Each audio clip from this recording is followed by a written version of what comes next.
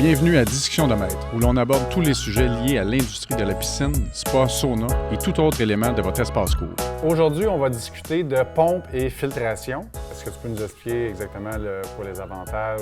Meilleure circulation, moins de produits chimiques nécessaires dans la piscine, économie d'énergie.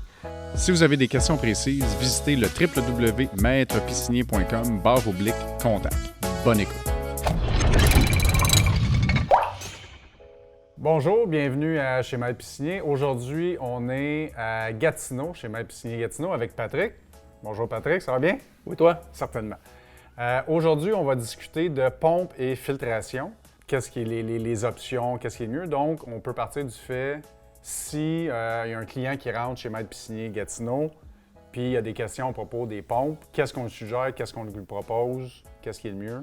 Devant nous, on a une pompe à vitesse variable exclusivement pour les piscines creusées. Est-ce que tu peux nous expliquer exactement pourquoi on a cette pompe-là? C'est quoi les avantages? Bien ici, Michel, on a une pompe à vitesse variable. L'avantage de cette pompe-là, c'est qu'on peut vraiment gérer notre pompe avec un nombre de tours minutes.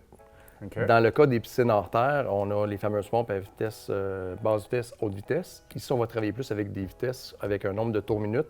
Donc, on va être encore plus précis sur le choix de nos vitesses. Okay. À savoir, je peux pré-régler ici différentes vitesses. Donc, le client peut arriver chez lui et dire, bon, bien moi, à la vitesse 1, je vais avoir un minimum de circulation dans ma piscine parce que malheureusement, il y a encore des gens aujourd'hui qui vont décider de mettre une fameuse minuterie sur leur pompe, la fermer la nuit, brasser la piscine le jour. C'est pas l'idéal. 70 de la qualité de l'eau passe par la filtration, 30 des produits chimiques. Donc, plus on filtre, moins on dépense de produits chimiques. Avec une pompe comme celle-là ici, on peut décider de filtrer, d'avoir une circulation qui est au minimum durant la nuit, une période de 8 heures. On va la programmer ici avec un nombre de tours minutes minimal. La deuxième vitesse pourrait être une vitesse qu'on va sélectionner quand les gens vont dire, bon, bien moi, là, quand je veux passer mon balai, avoir une bonne succion, je vais aller au maximum du nombre de tours minutes. Puis, on va utiliser cette vitesse-là lorsqu'on passe le fameux balai ou on introduit le robot dans la piscine à succion pour ces raisons-là. La troisième vitesse qu'on pourrait décider de programmer d'avance, c'est une vitesse qui va travailler avec un chauffe-eau. J'ai un chauffe-eau gaz, j'ai un chauffe-eau de type thermopompe. Il y a des valves de contrôle de pression intérieure, des fameuses pressure switch. Et ils ont besoin d'un minimum de galonnage minute pour pouvoir être activés et laisser le thermopompe fonctionner. Donc, ce qui est intéressant ici, c'est qu'on va démarrer suite à un lavage à contre-courant qu'on appelle un backwash. On va avoir la pression, le filtre est neuf. On va programmer ici le nombre de tours minutes. Puis, dès qu'on voit que le thermopompe ou le chauffe-eau au gaz embarque, donc la pression est suffisante pour qu'il puisse fonctionner, on va augmenter de 2 séquences additionnelles de tours minutes parce qu'avec le temps, dans une semaine ou deux, le filtre va se remplir, on va perdre la pression, puis on ne veut surtout pas tomber en mode flot insuffisant au niveau du chauffe-eau.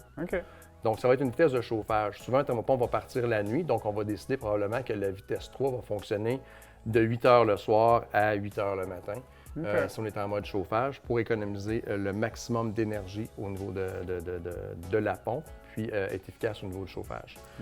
La vitesse 4 pourrait être une vitesse qu'on va dire, bon, bien moi, pendant la période de baignade le jour, j'aimerais avoir une meilleure circulation. On a beaucoup d'enfants, beaucoup de personnes utilisent la piscine. On va augmenter le nombre de tours minutes pour avoir une meilleure circulation. La beauté de ça, c'est qu'on va actionner le programme, il va se faire par lui-même. Continuellement. Dans le fond, tu as vraiment un meilleur contrôle sur ta filtration, étant donné que tout est programmable. Bien, c'est qu'on filtre 24 heures sur 24, meilleure circulation, moins de produits chimiques nécessaires dans la piscine, économie d'énergie. Puis la beauté de l'affaire de cette pompe-là, c'est qu'ici, ça a été installé sur la pompe d'emblée. On a 2 vis enlevées, on peut la mettre à hauteur d'homme dans un cabanon, puis travailler comme ça quand on veut programmer ou modifier la séquence. Donc c'est détachable. Exactement. Très intéressant. L'autre chose, cils de Viton au niveau de la pompe pour les systèmes au sel, qui est très intéressant. Donc, on va avoir une pompe qui va mieux vieillir dans le temps quand on utilise les fameux systèmes à l'eau salée. Et j'aimerais attirer ton attention sur le panier ici.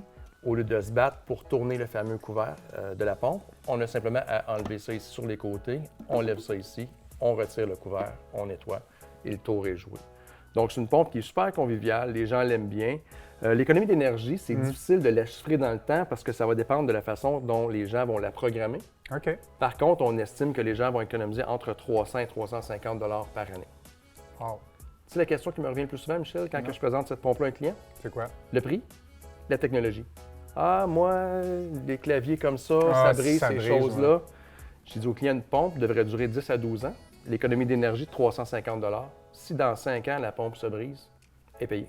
Effectivement, juste avec l'économie d'énergie, tu es capable de payer ta pompe. Versus le coût d'acquisition, la pompe est payée d'elle-même après 5 ans.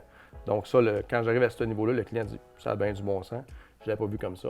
L'an passé, 50 % de nos ventes ont été un produit comme celle-là sur une pompe de remplacement versus la fameuse une Forcini, une vitesse.